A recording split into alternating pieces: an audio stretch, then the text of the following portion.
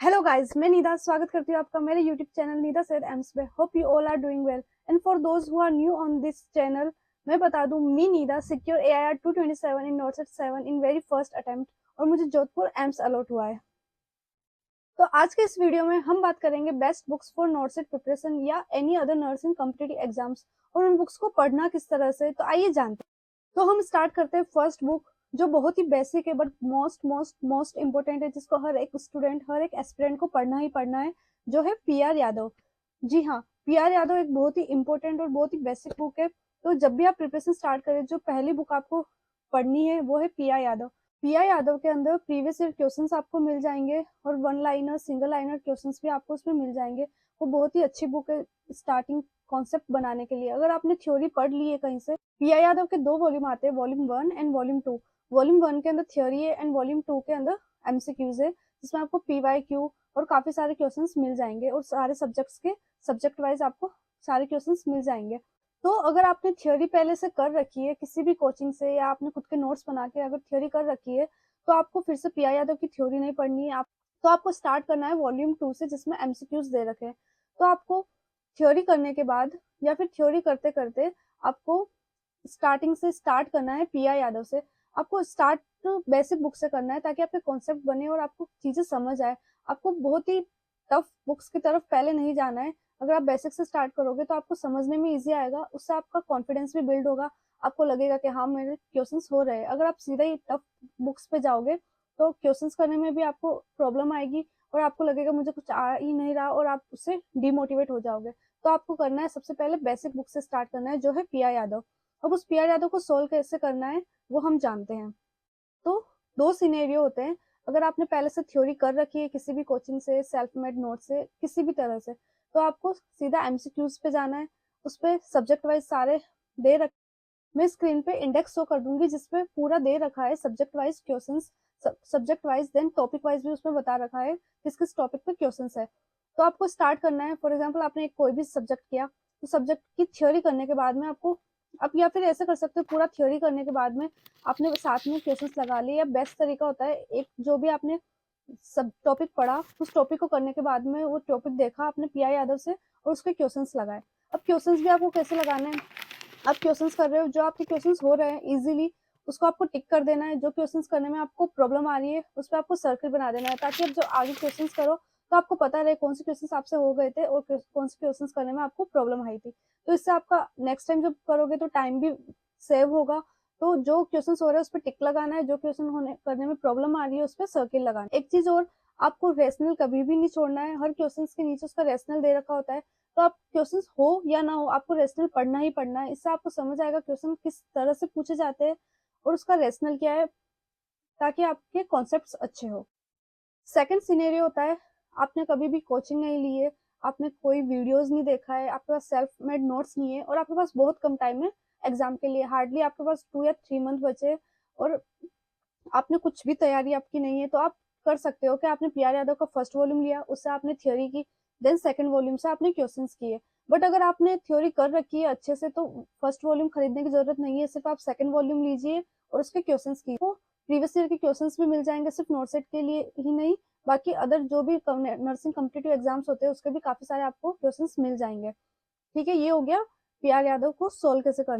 एक PR यादव का third volume भी आता है जिसमें उन्होंने रीजनिंग मैथ वगैरह के क्वेश्चंस दे रखे हैं। तो ये भी बेस्ट बुक है अगर आपको तैयारी करनी है नॉर्सेट प्री के नर्सिंग, रीजनिंग, मैथ, इन सब के लिए। तो जो थर्ड वॉल्यूम होता है PR यादव का उसको आप लीजिए, उसमें काफी सारे क्वेश्चंस मिल जाएंगे। और DSSB के लिए तो बेस्ट बुक है क्योंकि उसमें काफी ज्यादा वेटेज रहता है मैथ रीजनिंग का, तो उससे आप सोल्व कर सकते हैं। और जो सेकंड बुक है वो है टारगेट हाई।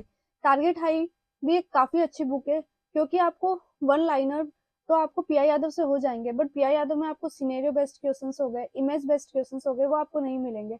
तो आपको टारगेट हाई लेना है। टारगेट हाई में इमेज बेस्ड क्वेश्चंस काफी सारे दे रखे हैं जिससे आपको काफी हेल्प होगी, क्योंकि एग्जाम में आजकल काफी सारे इमेज बेस्ड क्वेश्चंस आते हैं।